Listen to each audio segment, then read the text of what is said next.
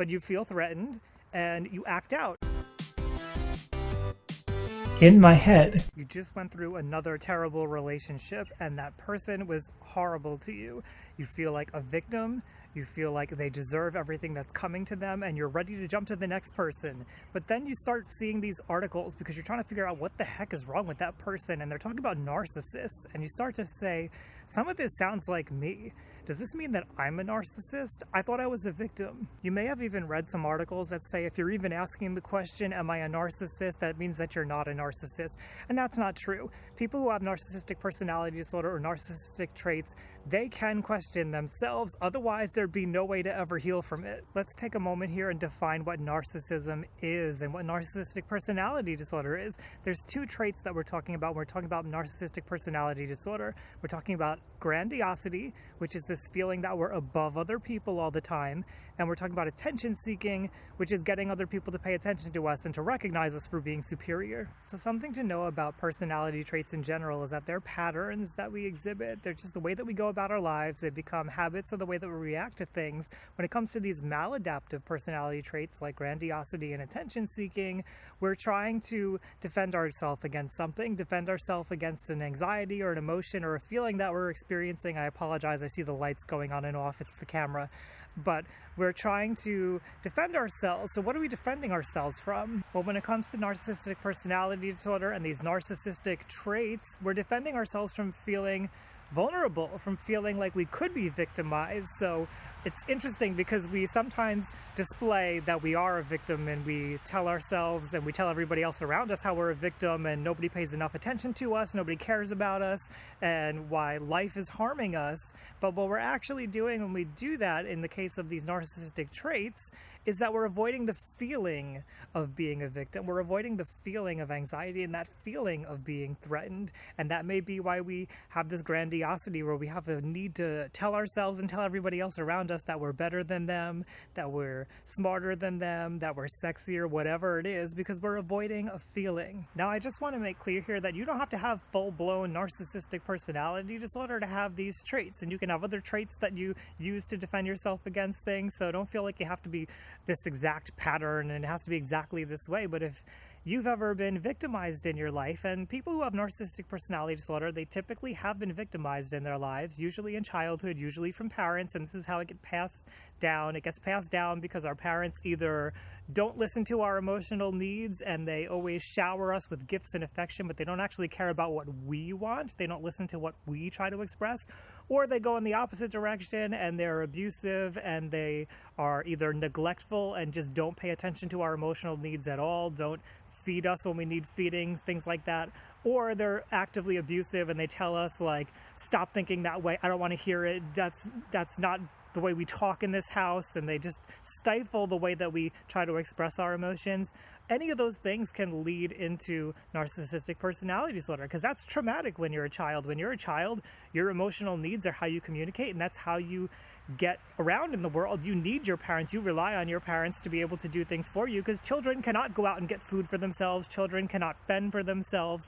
We rely on our parents, and when our parents don't attune to our emotional needs, when they don't attune to those signals inside of our body that say, hey, I need help right now, then we could be traumatized. Now, if you've been traumatized, you may go on to develop post-traumatic stress disorder. Not everybody will, but some people will, and you may be one of them. And if you have post-traumatic stress disorder, this may be the reason why it becomes a pattern, because post-traumatic stress disorder has you reliving the experience over and over and over again, because your amygdala has gone off a little too hard in the traumatic event, which is kind of normal when your life is under threat, and it's encoded the memory with the rest of your brain in a way that it sees fragments of that memory as things that are important to take care of and important to remember. And so when little things trigger you that you may not even realize they're triggering you, all of a sudden you get this emotional surge. You feel like you're threatened. You may not recognize it because you may not be used to thinking about your emotions, but you feel threatened and you act out and you rage at people, you seek attention, you put people down, and that could be the reason why you're seeing this pattern of narcissistic traits and narcissistic personality disorder. So I think it's important to realize that a lot of people who have narcissistic personality disorder and narcissistic traits, they've experienced abuse at some point in their lives, or they've experienced something that they would be a victim of. And so it's very possible to be a victim and somebody who has narcissistic traits or narcissistic personality disorder. Now I want to slide off into a different direction here for a second, because I've seen this word codependent used a lot, and there was an attempt to get it put into the DSM to make it an official disorder. But codependence started actually from Alcoholics Anonymous, and then that rolled into Codependence Anonymous. And if you go up to their website, you'll see they have a list of what codependent traits actually are in their definition.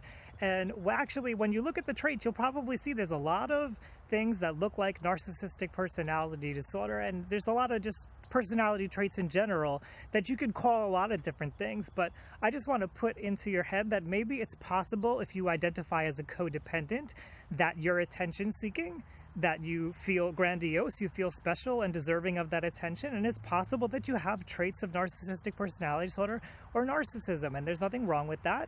It's just the way that it may be, and I want to give you an idea of something that may be going on, because we don't recognize codependence and codependency as an official diagnosis, and there's a reason for that. It's because we have other things that may be better to use to describe what's going on. So with that being said, of course, I am not somebody who can diagnose you. I'm not a professional in any way in this area, so you'd have to go in and see a therapist, see somebody who understands personality traits, understands personality disorders, understands trauma.